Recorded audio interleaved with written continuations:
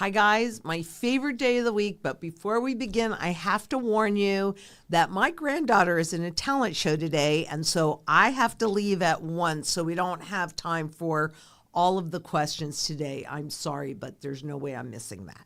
So what I wanted to talk to you about today was Spain. Withdrawing cash in Spain could now cost you €150,000 fine, which is huge because you can go in, if you withdraw anything over $3,000, it starts at a fine of $600 and goes on up. But if you're planning on taking cash above $3,000 out, you have to get kind of permission to do it. And somebody said to me, oh, well, that could never happen here in the U.S. But I'd like those of you that can remember 2008, what happened to the banks since then, because it hasn't really stopped. And what they've been doing is making your choices more and more and more and more narrow. You know, in 2008, both my daughters were away at college. And so I'd go in every week and I would deposit cash in each one of their accounts. No problem. But I couldn't do that anymore after 2008. Why? They're my children. You have all of the accounts, right? So even though we're seeing this happen in Spain at the moment, it's really also been happening here. How many of you have gone in to try to take cash out of your bank and they make you feel like a criminal, like you're doing something absolutely wrong? Because their job is to keep that wealth inside of the system. At least still at this point, you know, this is invisible. It doesn't protect your purchasing power, but it does protect your principal. Once everything is digitized and completely in the system, you have no protection for whatever it is that they want to do, which is why it's so important to hold real money outside of the system. And I'll just remind you, part of the Zang Enterprises sound money strategy is a certain level of cash for your first line of defense. Then your barterable gold and your barterable silver for your second line of defense to help you sustain a reasonable standard of living and also protect the wealth that you've accumulated already, that you've managed to accumulate, and then put you in a position to actually convert into income producing assets that you cannot outlive. And I think Theodora had the first question about that. So we're just going to go right to questions since we're kind of limited on time today anyway. But I am going to say this. Definitely. When is the piece that we just did on tokenization? When do you think you're going to publish that? I think it would be out by Saturday. By Saturday? Okay. Definitely watch this piece. I think it's critically important. And I also think that that's probably one of the best pieces that we have ever done. And I say we because I had the president of the company, which is Jacqueline, as well as the manager of our ops, Emerald. And some of you might remember Emerald because she was on camera for a while. And it's probably going to be back again. But they did an editing job and they did a fabulous job on it. So it was a joint effort and also obviously with the rest of the team. So I'm going to start with Theodora, and she asks, do we have to wait for the other side of the reset to purchase income producing real estate, or will it be accessible after the first gold revaluation?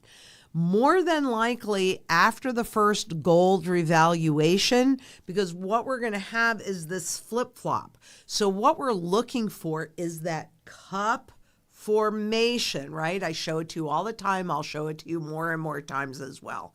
It kind of looks like the bottom of a cup and nothing is straight, right? So things always bounce. But what we're looking for is that cup formation, that accumulation pattern. I can't sit here and tell you exactly the moment that we're going to see it, and I'm not trying to get you in at the very, very bottom. I just want to see that the smart money has recognized a severely undervalued circumstance, and they are beginning to accumulate. And so somewhere in that bottom piece is where we will start converting. And it is most likely to be shortly, or maybe a little bit before even that first revaluation. I'm not sure, but just stay tuned. All right? Because I'll let you know when I'm doing it for me, and that's when I suggest you do it for you. Also, do you have a bug out property? I do. Because you think there's going to be a grid shutdown, and what is the disadvantage of not having a bug out property if it's not because of a grid shutdown? Well, to everything there are advantages and disadvantages.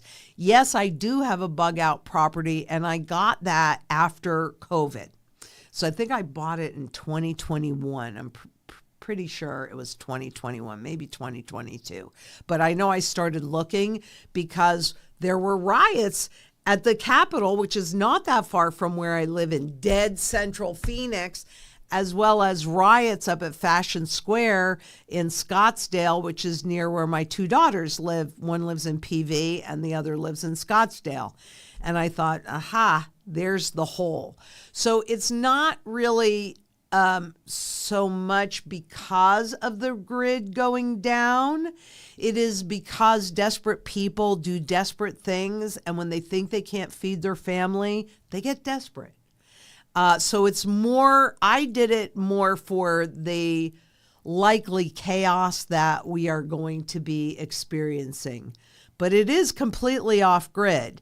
And so the grid is something else that's like huge for us to pay attention to, and not necessarily because the grid goes down.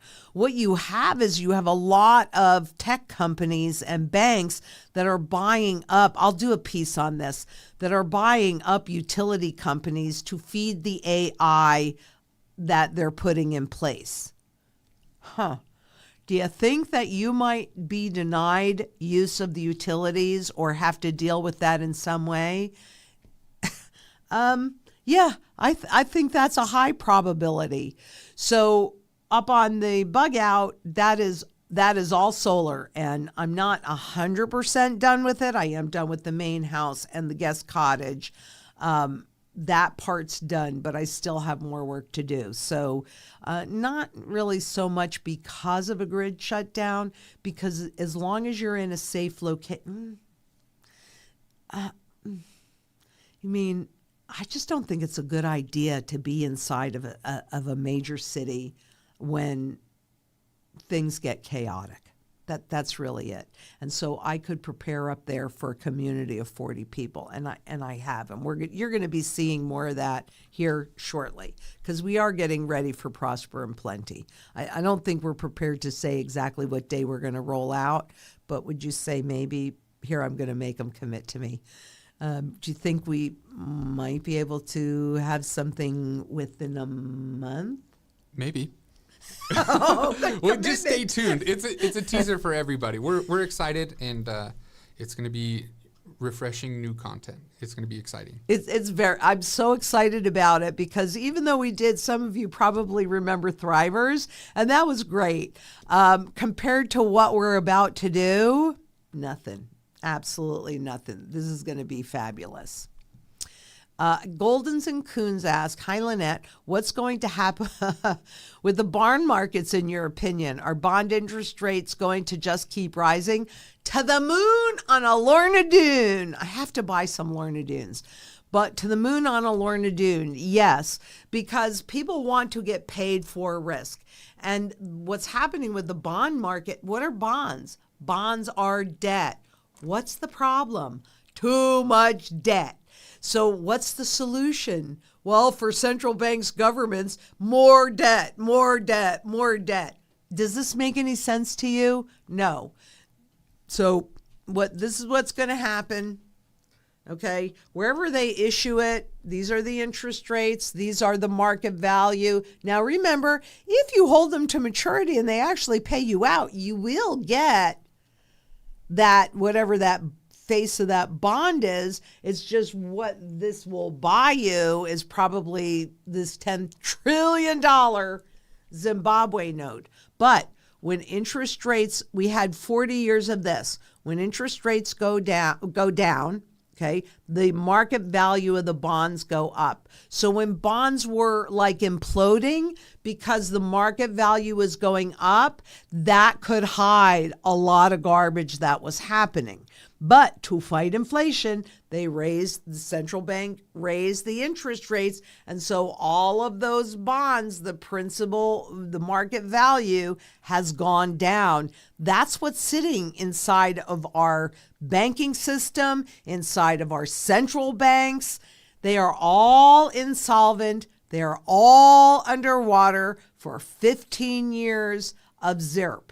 Now, when it is truly enough confidence is lost, you're going to see interest rates go like this. They are going to go up to the moon on a Lorna Doone, and that will finish off the bond market. You do whatever you want, but you cannot fix a too much debt problem with even more debt. That'd be like you taking out a credit card, finding one that maybe it pays you a little bit less interest, but it's a variable rate interest. So you take that debt on, and then all of a sudden the interest goes up and you can't pay it. So yeah, they will just keep rising, but they will do it very quickly when we get to crisis stage. And Pandemonium asks, hi, Lynette, what could happen if the central bank wants to inflate the currency, but no one wants to borrow because it will already be worthless? Deflationary depression? How about a hyperinflationary depression? Because remember, there is only one way to fight that deflation, and that's with inflation.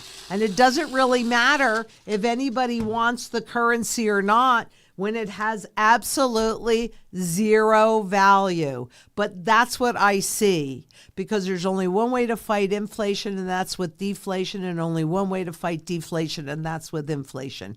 So when we go into that deflationary depression, and I'm only doing this because, honestly, Josh needs a little more exercise today, picking up the bills. Okay, next question. Whistling Freedom, I like that name. What do you think will trigger the gold to silver ratio normalizing back to 15-1? I don't really quite expect it to get back to that normalized number.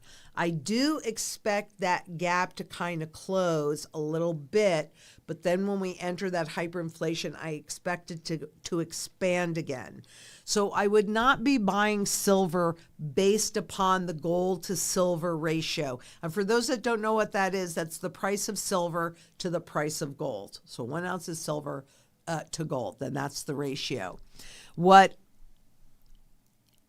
It kind of works until you're in a circumstance like we are right now, where we are at the very end of this currency's life cycle. There is virtually no purchasing power left, and they've already popped the debt bubble. So, I mean, it's over.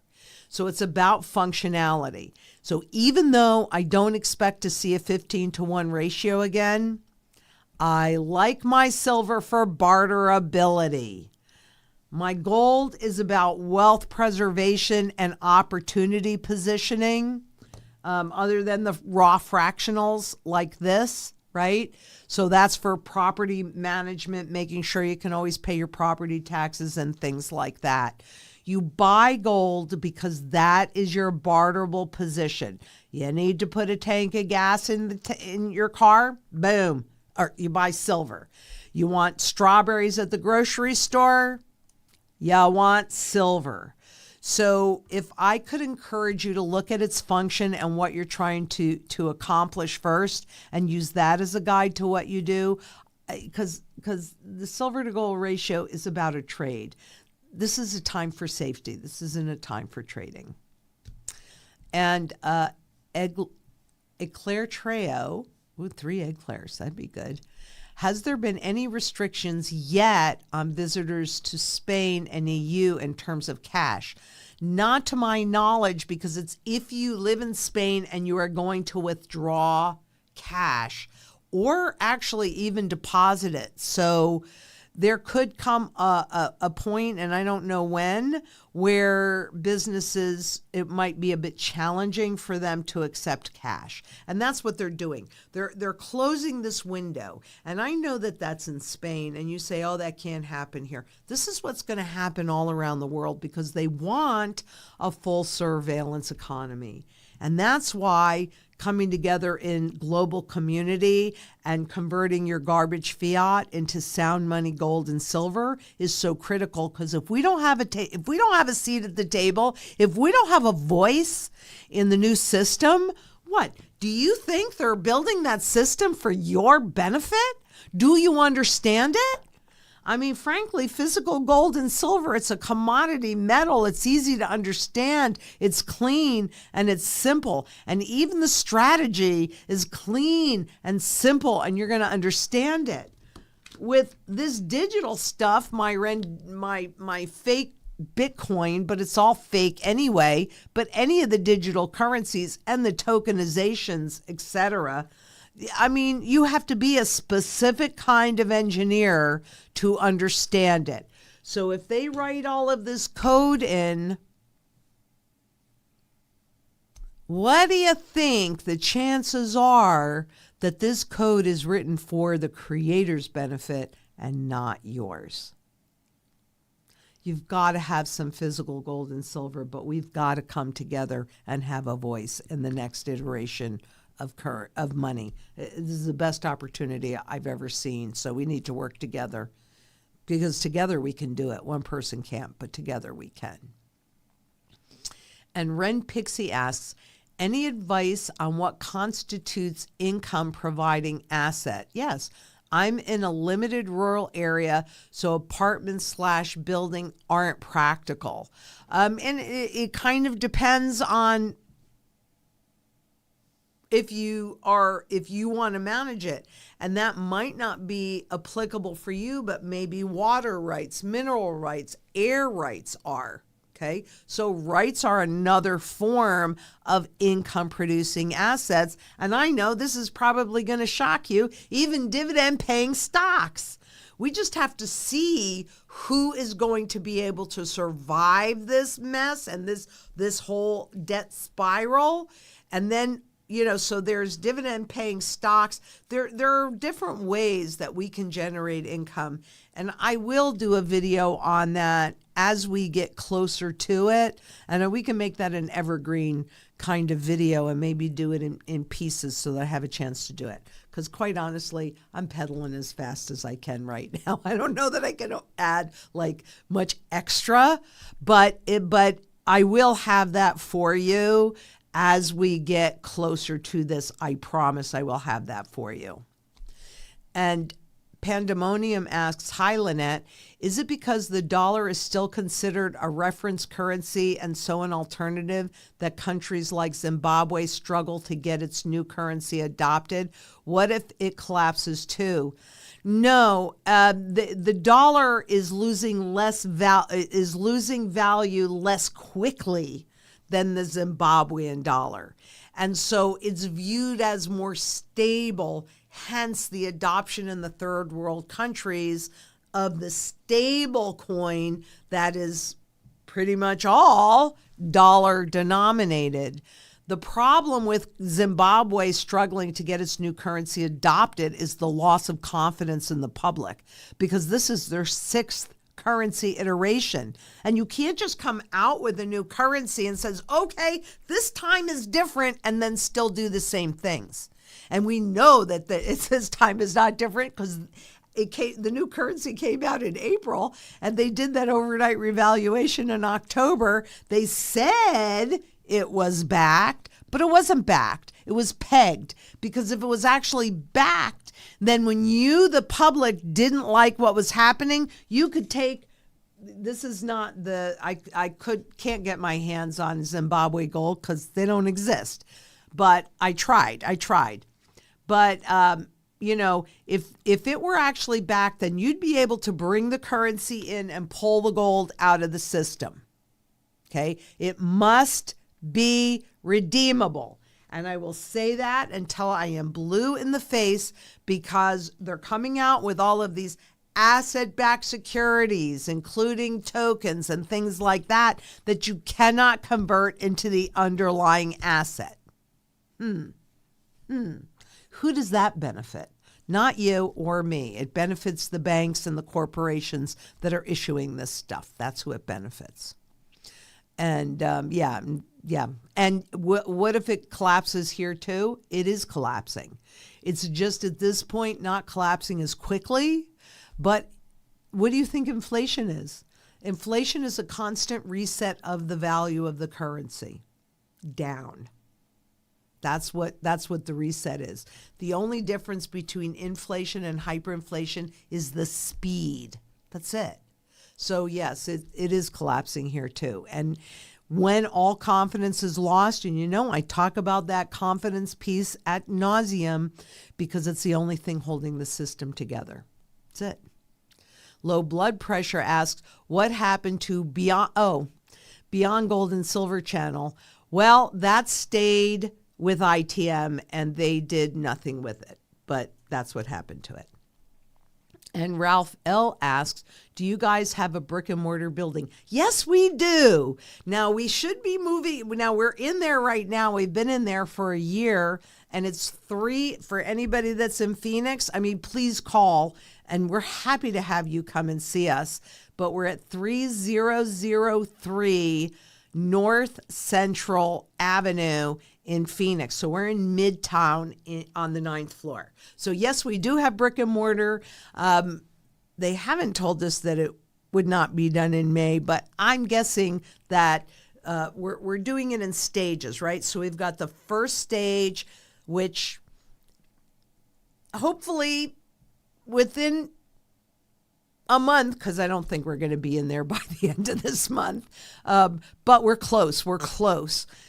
So we'll be in that first part, and then so we'll move our offices into there. It's on the same floor. They just put up a temporary wall between them, and then they'll work on the second part. But yes, you can come by. That's where we're going to be doing our lives. I'm so excited. I can't wait. And we've got a phenomenal studio. Well, we've got, 5 or 6 studios ultimately that are going in there? 4. And no, we got more than 4. Because we have 3 in 1, right? The different scenes. So we're going to have lots of studios, be able to do lots of really fun and great things. I'm very excited about it. And Patrick C. Tube, so anybody that's in Phoenix, I'll let you know when we're going to do the live. We're still going to do it this way as well with the Zoom for anybody that doesn't live or isn't coming through Phoenix. But I can't wait to do the live with live people. And you are all real and you are all live, but I mean physically in the same room. That'll be fun. And Patrick C. Tube says, you said you will help those who have not yet purchased gold or silver from you convert our silver and gold into fiat money. How do you determine the price for this service? That's a very good question. But that was one of the things that was absolutely critical to me when we set up Zang Enterprises, that our wholesaler would indeed be buying back any of the gold or the silver. So that's how that works. And it will take a little bit longer because the wholesaler needs to verify that it's real, etc. So it'd take a little bit longer, but we would get a wholesale bid. So when it's time, and I know some people, I'm just going to talk about it generally, okay? If you wanted to liquidate your gold and silver, what we would do first is we'd get a bid from our wholesaler, right? That gives you the opportunity then to call whoever you bought that gold and silver from to see what their bid would be. And now you're comparing apples to apples, right? Because it very well could be, maybe they'll pay you a little bit more. Maybe we'll pay you a little bit more. I don't know. But on the way out, what we want is we want to capture the most gains for you. So then let's presume for a moment that you decided to allow us to liquidate that for you. We would sell it to the wholesaler, and then we would charge you, and we would tell you what that would be, but a small percentage on the way out. So that's how that would work. And we'll just call us. You ever have any of these kinds of questions, you want to get more specific, just call us. 833-GLD-ZANG. We are there to be of service. And Colleen Allen, and I can't speak about the exact amount because that's not because we haven't really, I think we probably have that policy, but I'm here doing this. It would be Jacqueline and Emerald, and that you can talk to any of the strategy. Actually, talk to the strategy specialists, and they can help you with that. And Colleen Allen asks, who is in the painting behind you of the Pope? Looks like Pope Leo the 13th. Let me see if I can see. Excuse me for turning my back. It's from Vanity Fair 1870. And it doesn't say that it's of anybody in particular. It just says this is a series of sovereigns, so state people. You can see the Queen back here, and it's just a bunch of covers or pieces from Vanity Fair. So I don't know that it's anybody in particular, but I really do like them. The other studio is going to look different, and sometimes we may still film here. I'm not going to dismantle this studio, but I don't know. Could be Pope Leo the 13th. Didn't he just become Pope? And Silver Johnson asks, do you do raw milk on your farm? Well, at the moment, I don't have any cows, but the intention is to, yes, do Normandy cows because they have incredible cream. And there is a farm in Wisconsin that actually breeds them. And then, yep, I would do raw milk. And frequently, Jason, that's what he'll make I don't really do much dairy, but he's making some cheese or doing something like that, then he gets raw milk to do it. So yes, I like raw milk. And David Hicks asks, should we sell some gold and silver now to take advantage of the current prices? Not all, but just some. No, why would you?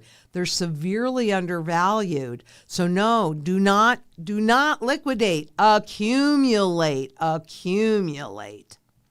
And Pandemonium says, in France, it's 10,000 max in your possession, 1,200 euros withdrawn in my bank every week. And if you plan to buy gold and silver by wire transfer, it needs the bank's board approval, considered risky.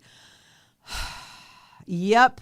This is all over the world. They're tightening that noose. What is $10,000? There was a time when that was a lot of money, but that's not really a lot of money these days. 1,200 euros withdrawn in my bank every week. And if you plan to buy gold or silver by wire, and I'm going to be honest with you that there are times when people are trying to wire in funds to us, and those banks, they make you feel like so scared to death.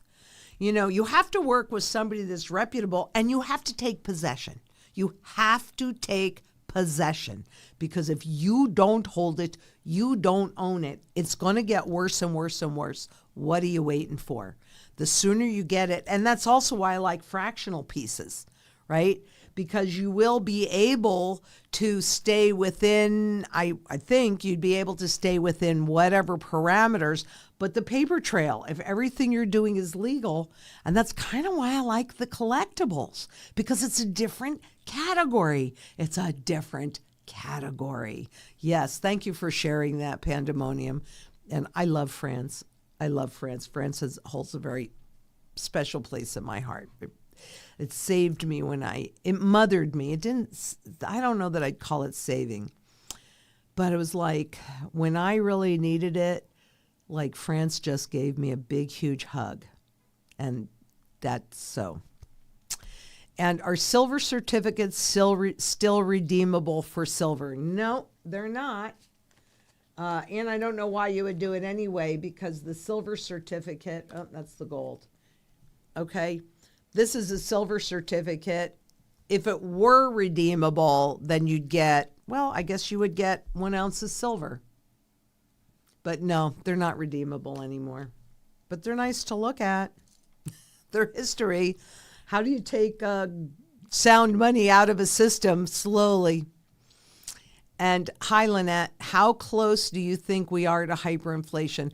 I believe that it has already begun, as witnessed by the monetary velocity. But so it's more, how close do I think we are to hyperinflation? Very. And that's really because of those confidence numbers. It's the only thing that's holding the system together is public confidence. So when that confidence is lost, and that's why I keep showing you, how far down they are. And okay, we got a little soft CPI by removing food and energy. So, everything is hunky-dory. And now China and President Trump have ratcheted back all this nasty tariff talk because it was scaring people and making them... Look, has anything been resolved? No. It's been postponed maybe for 90 days, but you know how much can happen within 90 days?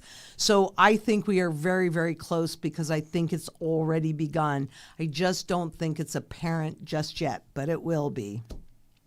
And Eva Sintra asks, some people have told me that inflation is a result ultimately of technology advances as our society gets better and better with these advancements. What do you think about this perspective?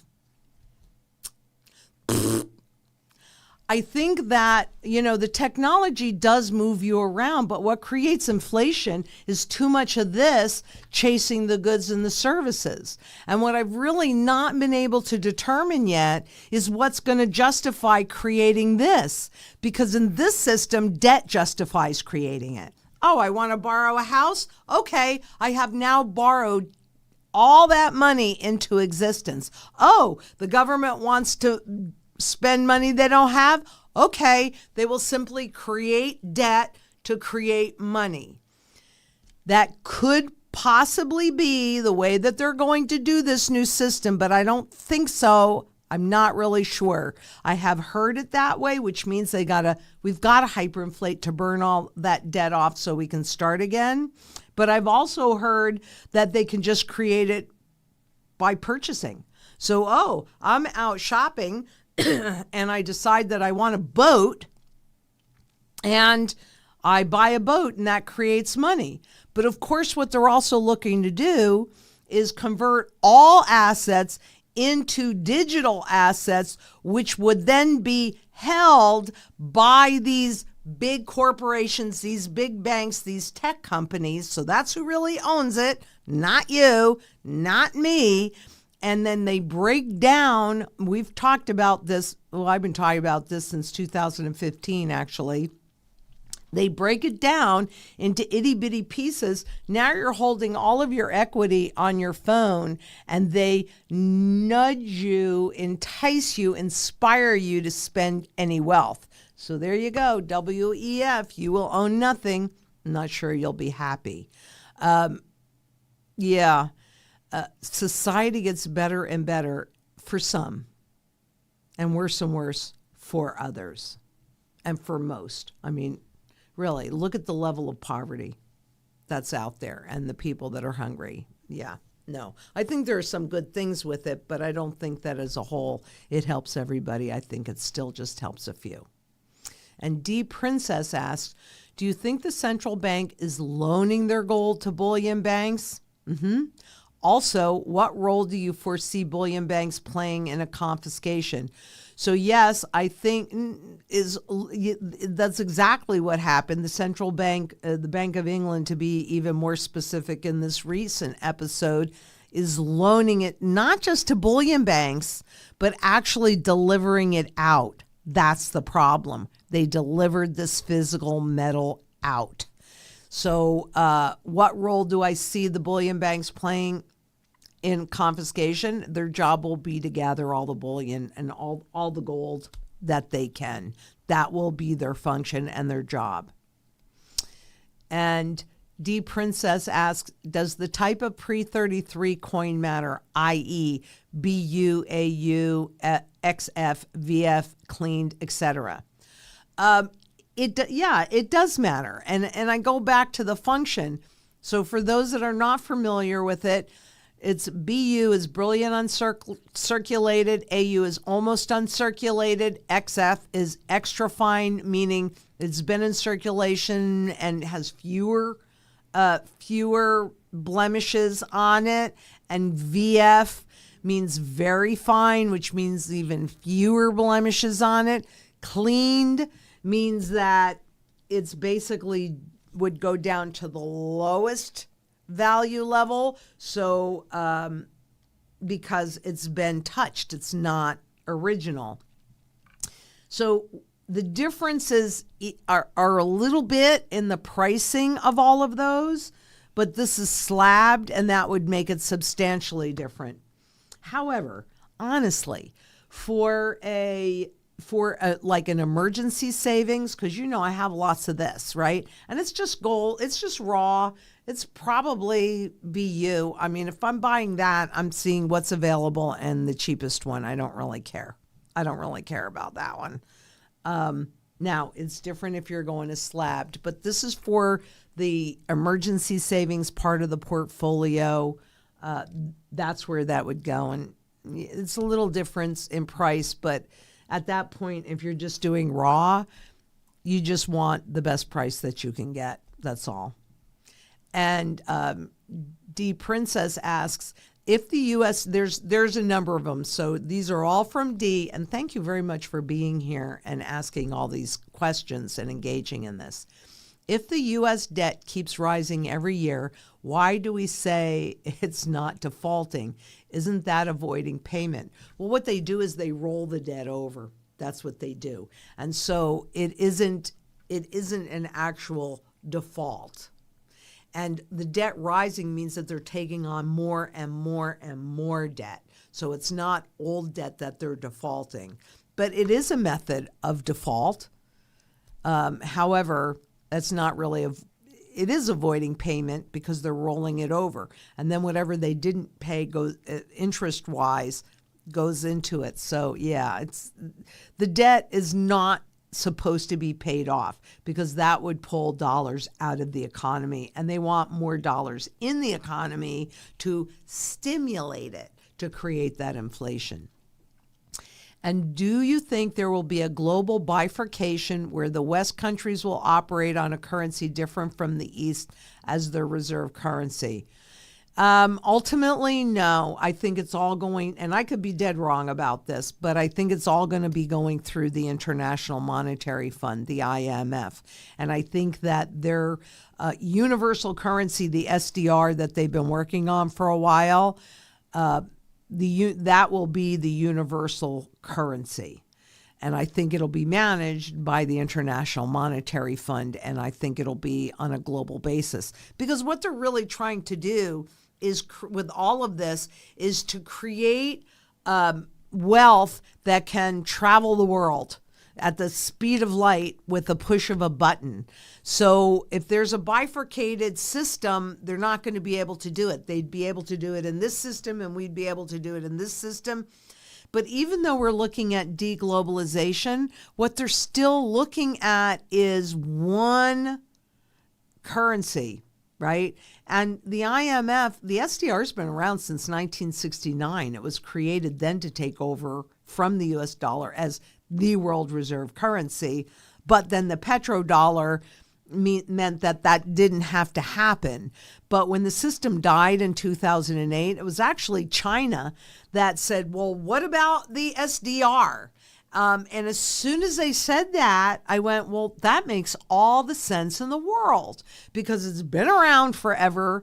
And do yourself a little favor and go in and pull up USPS, so the United States Postal Service, or wherever you are in the world. Pull up their postal service and put in the search bar SDR. My bet is that that is going to come up. And so it's a level of familiarity and a level of normalcy. And after 2009, I mean, the SDR and all their mechanisms were just kind of sitting there and getting cobwebs on it. They brought them all out. They dusted them all off. They tested them to make sure that they would work, especially the substitution fund.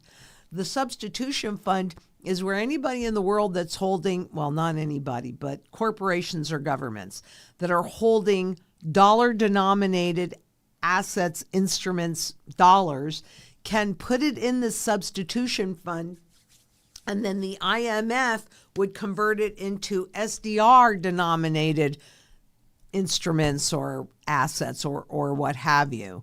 And then those dollars will come back to the U.S., whatever they didn't use, right? So the SDR is a basket of currencies. They would just put every single currency in that basket. Bam, already created.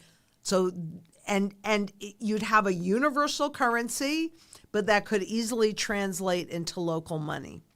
So I could be wrong about that, but I don't think I am. And I'm not usually wrong about those kinds of things, but that's what I see. Not bifurcated. That's just what's happening at the moment. But frankly, we're all moving in the same direction. One. And Melanie Reed asks, how do you feel about saving copper pennies and nickels? Well, nickels are nickel, other than the war nickel, which had a little bit of silver in it. And I think saving copper is fine. It's not a monetary metal, but it certainly has value. And the new stuff, there's no copper in it, so, and it can be melted down and turned into some. In fact, a little aside, my father was a developer in Kingston, New York, and I used to go down and I used to pick up the scrap wiring that he would put through the houses. And then at night I would sit there and I would whittle the plastic off. I would take it to my uncle Ali, who was a junk dealer, and I would sell him the copper by weight. And then I would take that money and go to my Uncle Al's and I would buy stuff. So, I think saving copper is great. It's not a monetary metal, but absolutely 100%. And Alabama Estate asks, any thoughts on Basel III, which states gold will be considered a Tier 1 asset class starting July 1st? What could happen with supply price? Well, it is definitely, gold is definitely a Tier 1. I don't think that Basel III is going to really be implemented, at least here in the U.S., because they're looking at more banking deregulation, not more banking regulation. However, when that does happen, and if I'm wrong, which is certainly a possibility, we're coming up to July, we're going to find out. But gold is already a Tier 1 asset. What could happen with the supply and price? We are already, number one, price-wise, it's undervalued, but that doesn't mean that we won't see it go up in terms of this stuff.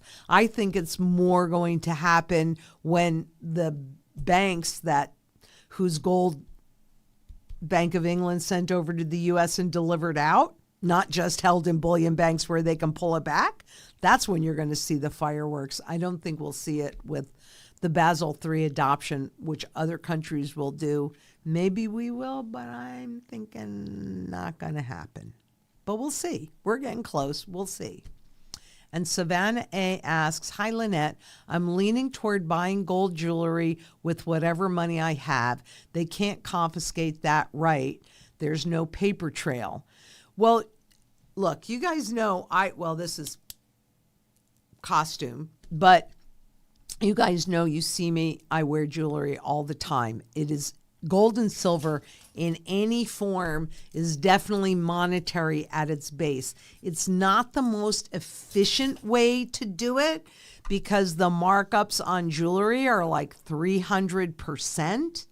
This would be a better way, in my opinion. It's not that I don't have jewelry, but this is the lion's share of the gold to protect me from confiscation, because that also has a premium and a markup, but it's not as much as jewelry. and it's in a different classification. So I do think that you are protected. You weren't as protected in India when they did that confiscation, 2016 or 18, something like that. They let you keep some of it. They're not going door to door in this country because not many people own gold. I think you're okay with jewelry because it's a collectible, but there's less markup in this. So this is my personal preferred way. You do it however you're comfortable doing it.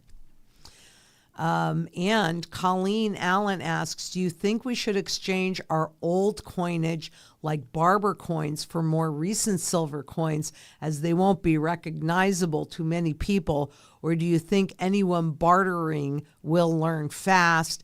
And that would be true, Colleen, because the new quarters, let's see, do I have a new one in here? I do. And this one is 1957. And I don't know, if I stood up and I walked to the camera, do you think they could see it? Let's try that. Okay, let's see. Where do I go here? Here you go. Okay, let's see if I can. Do you see how similar they look? Okay, this is the old one. This is the new one. You can see how similar they look. So no. Don't. Oh, they couldn't hear anything I said. Okay, so you saw the similarity between the older quarter and the newer quarter. No, do not turn them in. Pre-64, 90% silver. This new stuff is just garbage. It's nothing. It's just garbage. So no, do not turn them in. People will learn very fast. Even with this, right? That's not a coin, but it is sterling silver. And businesses have scales. Businesses have, and this is what we've seen in Venezuela, where people will take anything that's made out of sterling or 925 silver or gold or whatever and use that. They can clip little pieces of it. No, do not get rid of your old silver. Just enjoy it. Enjoy it. And Slugs and Snails asks, remember when only one income could support a family quite easily? Yep, I do remember that. And actually in 1971, average wage, $10,500, supported a family of 4 with one wage earner. Not anymore, right? 2 wage earners. Average wage is, I think the last time I checked, something like 68 grand. And what did they stimulate? Anybody that was making less than $150,000 a year. Yeah, I do remember that. And Hello S asks, should I buy silver or gold with $30,000 extra? You should call us at 833-GLDZANG, and you should have a conversation with the strategy specialist to determine, because we're going to put your goals first, and then we could tell you what would support what you're trying to accomplish. And if you don't know, we'll just ask some clarifying questions and help you figure out what you're really trying to accomplish. So I think you probably need a combination of the two, but I couldn't tell you because I don't know your current circumstance. Just put your goals first, and then whatever you do will we need to make sure that you support the goals. Quite honestly, I don't know of any other gold company that does that. I could be wrong. I don't know every gold company in the world. But yeah, the sound money strategy is just based on historical normal. And Mark with a K, send all your gold to me. I can give you a guaranteed IOU with good interest rate. I promise. And by the way, there's a bridge in Brooklyn. Now, mind you, I don't own it, but I could sell it to you too. Yeah, no, you've got to hold it. You've got to take possession of your physical metals. You have to. And you have to. So, yeah, I agree, Mark. And I need the next question. Oh, wait. No, there's one. I missed. No. Oops, sorry. Go back. Nope, other way. I missed Shelby Foucher. Lynette, do you think silver will reach 2,000 an ounce? Yes, I do. If so, how many times would it need to increase to reach that price point? Well, it's somewhere around $32 right now. So, you can do the math for yourself, but that's only because if you're putting value in this is going away. It could reach $1 trillion. But just like my $10 trillion Zimbabwe note, it would have absolutely, the silver itself would have value, but you're not going to want to convert it into the dollars or wherever you are in the world. Because at that point, you're going to recognize and realize it has absolutely no value. Okay. And Pirate Dude, if all currency is going digital, what good will precious metals do us? Wow. Just the opposite, Pirate Dude. Just the opposite. If everything is digital and they have full control, do you want your freedom? Because that's what the physical metals in your possession give you. That's why central banks are buying it hand over fist, because this is real money, universal money outside of the system. You can always convert it into whatever the local currency happens to be anywhere in the world, any moment in time. But I'm telling you, if everything is digital, then they say how you jump, you're going to have to say how high. They tell me I have to jump. Well, guess what? I have food, water, energy, security, barterability, wealth preservation, community, and shelter. I can say, nope. I can even do one of these. And for those that might be shocked that I'm doing this is what you do when you don't care enough to give the very best. Of course, you could always do this, and that's enough for a week. I probably shouldn't have done that. But that's how I feel about central banks, really, and governments. I'm sorry, I do. Christina Smith asked, I heard that they can still go digital money even without internet and electricity. Satellites? Yeah, that would be the only way. Elon's in a good position for that, isn't he? Because what do you do if the grid goes down and everything is digital? What do you do if they hack your accounts and everything is digital? You've got to have wealth out of the system. And that's why the sound money strategy is built in layers. And it includes, even though I know it's garbage, you got to have it. It includes some level of cash. And that depends on what your circumstances are. So, you've got your first defense, and then you've got your barterable defense. And, so it's layers. It's layers so that you can deal with whatever it is that you have to deal with. And Joshua asks, I keep hearing spot as it relates to value. What does that mean?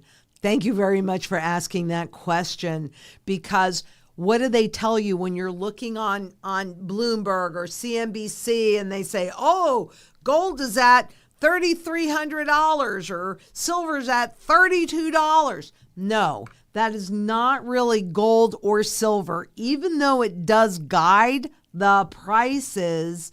What that is a contract. That's all that is. And it's really a trading contract.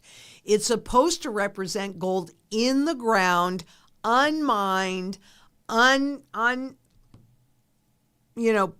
losing a word right here, but not put into coinage. So just raw in the ground gold. But the reality is there is a finite amount of it. And in the spot market, when you're looking at a spot contract, there's an unlimited amount, right? There are no restrictions on it. When you're doing physical, there are restrictions. There's only so much. So the spot contract, that's all that is. When you hear me, and you do always hear me say spot gold, spot silver, because I want you to understand that it's a contract. It's not really gold or silver. And it just represents a trading value. It doesn't represent the fundamental true value. I hope if that didn't explain it, then you let me know and I will try again. And Richard Wizardry asks, silver is used up in industrial uses. Yes, it's been worth more per ounce in history before. Do you think in this cycle it can help flip and be worth more than gold? No, and really the reason is because only gold actually meets all criteria to be a sound money. One of that is that it is indestructible. So again, as a tool of measure, you've got to have something that can actually do it. So I don't really think that it'll be flipped. Primary currency metal, and also the other reason is this is what they reset the value of the currencies against, not silver. So I love silver, and I have it for my barterable portfolio, but no, I don't think it's going to be flipped. And I think this is the last question. Damon Reeves asks, Lynette, what's your take on buying limited mintage coins? If you're referring to new stuff, you do what you're comfortable with, but for me, this is the tried and true. This is where I have my broadest market, because it isn't just getting in, it's also getting out. And that is part of the strategy, is that exit strategy into those other assets. So limited mintage coins, the mint is not, there's a finite that they create, but it's in the many, many thousands. And then those first run, they do all sorts of things. This is what I know and trust because this is real. This is the market that's been around. That's the one that I do for me. You get to do whatever you want. And it's still gold and silver. It just doesn't have as broad a market. That's really it. And I appreciate your patience because I have to go see my granddaughter in this talent show, and she would be very disappointed if I didn't make it. So until next we meet, and make sure that you watch the one on tokenization. I think that's probably the best piece that I've done. And until next we meet, please be safe out there. Bye-bye.